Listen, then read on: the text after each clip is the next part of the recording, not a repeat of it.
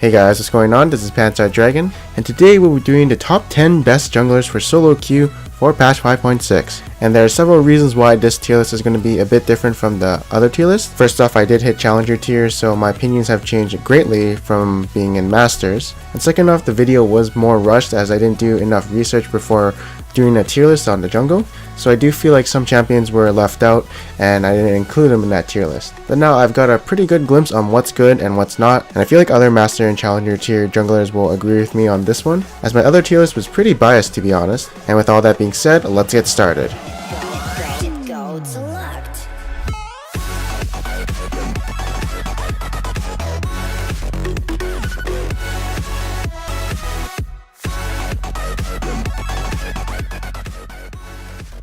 Alright, so at number 10 is going to be Sion. So Sion's Q did get nerfed in this patch as it does reduce damage in the jungle now, which means he does have a tiny bit slower clears, but he does scale with health, and when he does come out of the jungle he feels really tanky still, and he still does have a lot of CC in his kit, so yeah, he's going to be doing a lot of work in those team fights. And of course having a really strong base damage, that's a plus too.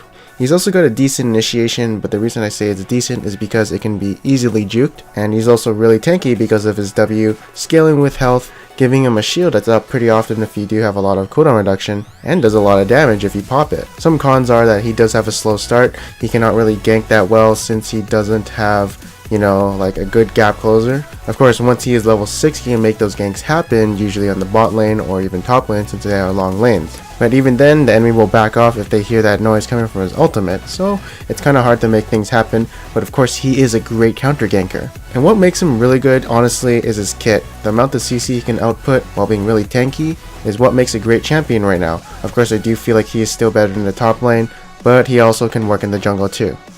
Next up at number 9, we do have Udyr. Alright, so Udyr, the reason I feel like he's really strong is because of the combination with Cinderhulk and Phoenix stance, giving him a lot of AoE damage, so he's really tanky because he has his turtle stance and a bunch of resists. And so when he does go into those team fights and the enemy cannot peel him off, he's going to do a lot of damage just by standing near them. He also has really good clears with Phoenix stance, just clearing away the jungle, and he's pretty good in small fights as he will be doing a lot of damage.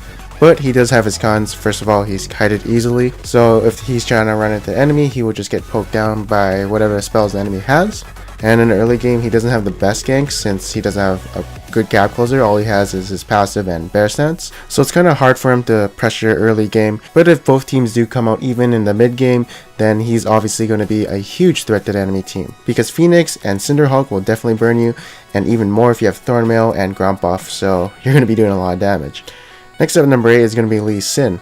So you're probably wondering, why do I always put him back in the tier list, and you know, sometimes I give him out and put him in honorable mentions.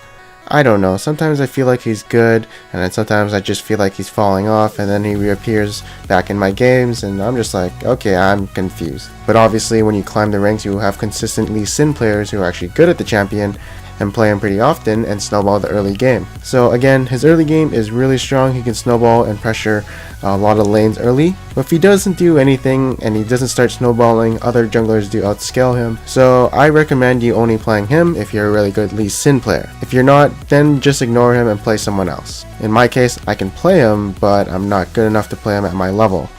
Next up at number 7 is going to be Vi. Again, still strong and early game jungler and can lock down people with her ultimate. If there's one thing I will point out about Vi with this tanky meta going on right now, is that her W does do % health damage, so that might be pretty good against tanks. Of course, most of the time she will be going onto those squishies to kinda lock them down, but afterwards, killing those squishies, she now has to handle the tanks, and what way better to do than with maximum % health damage. Like, her base damage is still strong, she can definitely kill a lot of people, and if you are like 0 and 3 on her, there is always the option of going Cinderhulk on her since she does kind of scale with health with her passive. Of course, her AD ratios are too good to give up on, so that's why you go Warrior. If you aren't behind, of course. At number 6 is going to be Nunu.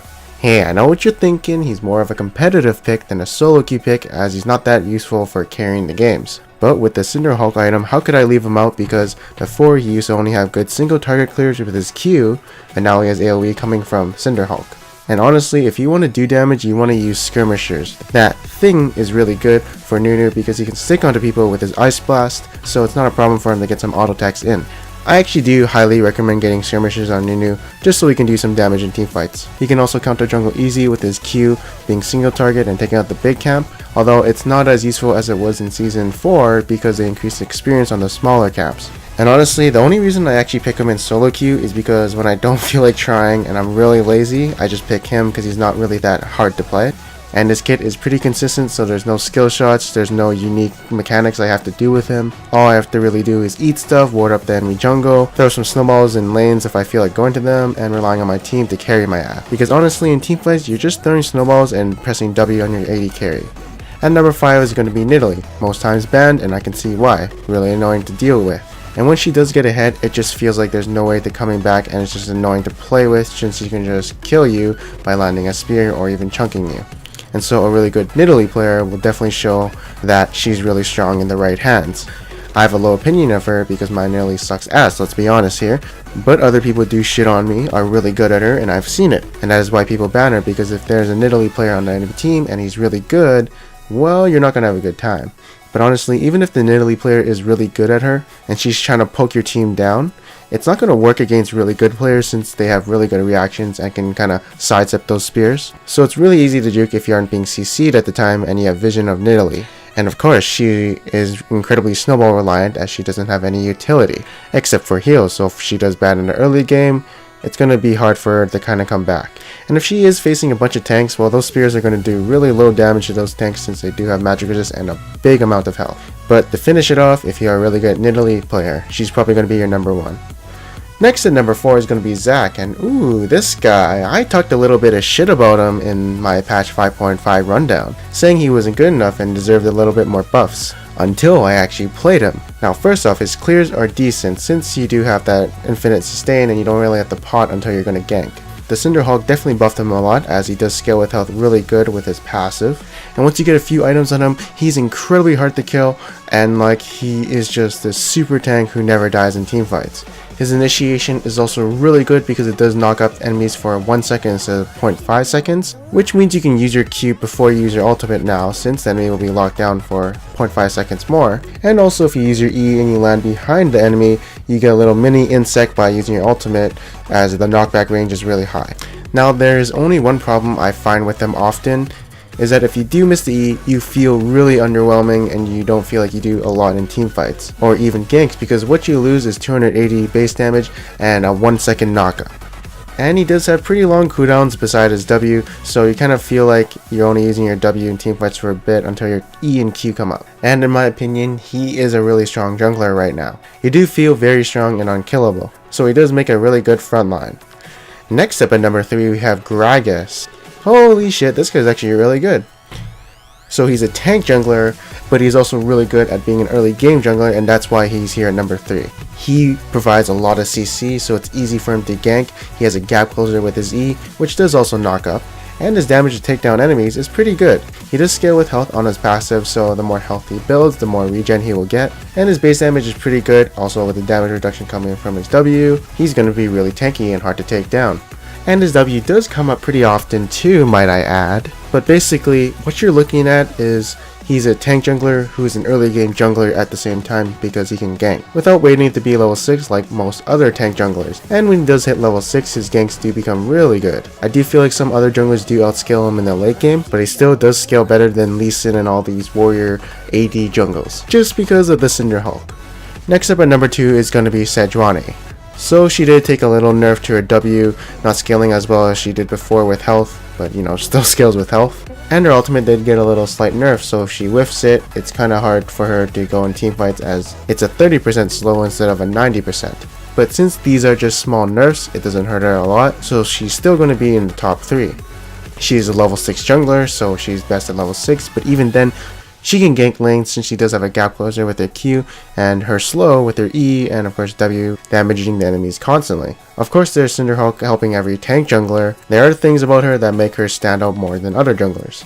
First off, Liandry is really strong on her. She has an ultimate which lasts for 1.5 seconds in teamfights, and then she can follow that up with E for lasting about 1.5 seconds, so you're going to be getting double damage for about 3 seconds off your Liandry's. The reason I feel she does outclass other junglers is because how she scales with health. it doesn't make her more tankier, but makes her do more damage. So that is awesome for the mid game and a bit of the late game, or basically, she's a tank jungler that does a shit ton of damage.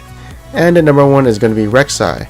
So even if Sejuani wasn't nerfed and was in her patch 5.5 mode, I feel like Rek'Sai would still be better than her regardless of my last tier list. It's just that I was kinda hyped for all these tank junglers coming in, and I just totally disregarded Rek'Sai for a while, and I just hopped on the Sejuani hype train and just abused her for a while.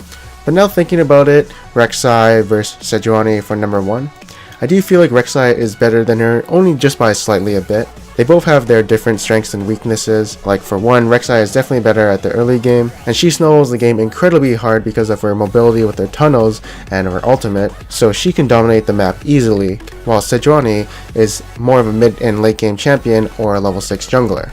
I do feel Sejuani does scale a bit better since she has a lot of CC and good lockdown with her ultimate, but Rek'Sai also scales well because she does have pretty good peel with her W, she's pretty tanky with her passive, and her E will always do a lot of damage since it does scale with AD, not bonus AD but just flat AD. So since Rek'Sai has a good early game, mid game, and late game, versus level 6 early game Sejuani, and then a pretty good scaling into mid game and late game, I feel like she is better in that way because I do emphasize the early game a lot. Of course, if both teams do go even, usually the tank jungler is more powerful than the warrior enchantment jungle, but Rek'Sai doesn't fall that far behind tank junglers because her numbers are strong. So now we'll be doing some honorable mentions, and Rengar is definitely a pick that is annoying to deal with because he just one-shots your AD carries, but he's incredibly snowball reliant. Nautilus is more of a support pick than a jungler at the moment, but he is pretty good at jungling in my opinion still. And next up, I do like Skarner. I feel like he's in a good position right now, especially with Righteous Glory to get those initiations, but I feel like the enemy can kite him before he gets the initiation, or he needs Flash to, get that Dragon Pole. Alright, so the only thing that's good about Fizz is he can 1v1 everyone with Skirmisher Saber and his ultimate, which does make him a pretty good early game jungler, and his ultimate is often up. But in teamfights, he's just crap unless he's fed. Next up is Pantheon. So I do prefer kinda more AD Pantheon and then going into tank after, but I feel like he needs a certain team comp to go full AD or half AD and half tank, since most likely top lane and mid lane will be going damage. So I feel like if top lane has a tank, he's going to be really good as he's a better follow-up than an initiator. And there's Shaco, but of course I don't understand how he works, and I do hate Shaco mains a lot. All I know is that if he dies early, he's really useless, but if he gets ahead early, he's really annoying. Hey guys, so thank you guys for watching this tier list. I hope you guys enjoyed it. If you guys did enjoy this tier list, leave a comment below for some reason. Hey guys, so thank you guys for watching this tier list. Leave a comment below. Check out those tier lists right up there. There's mid lanes right there. It's pretty recently updated. Fast 1.5 as you can see. Wait, 5.6, and then there's supports. Just add in Nautilus as like maybe number 2 or number 3 or number 4, I'm not sure which one it is. And then there's top laners, patch 5.5. Pretty recent, not as recent as this one or mid lane, but it's relatively the same. Anyways, I think I'm Panzer Dragon, and I'll see you guys next time.